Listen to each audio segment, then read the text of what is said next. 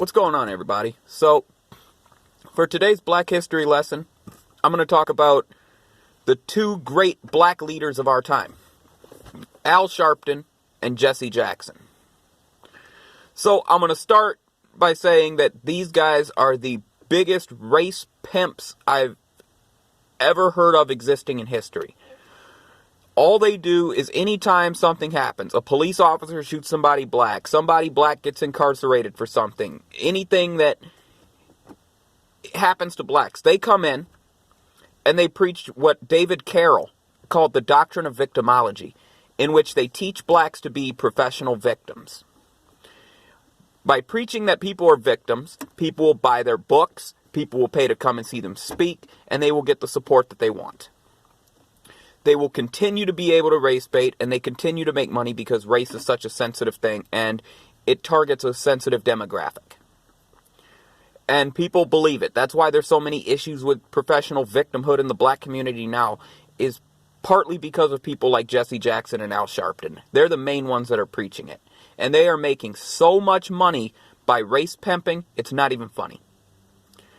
And it shows a problem with the race card. Because I'll use an example with this. Matter of fact, let's make it a three-person history lesson. Let's talk about O.J. Simpson. When O.J. Simpson got away with his murder. Now, I personally, my opinion on it, I believe he was guilty. I believe he should have been convicted. But he was not convicted because there was reasonable doubt in it. I mean, I've looked at the evidence and believe he was guilty, but the race card was played a lot. I believe that had something to do with it. But let's look at how the black community was acting about it and how they reacted to it. They were defending OJ despite the evidence. They were celebrating when he was found not guilty. And that's what I think is the saddest thing, is that you're defending someone who got away with murder. You're defending somebody who killed another person and is facing no consequences for it at that time. I don't think I need to even say anything to justify my opinion in thinking that's pathetic.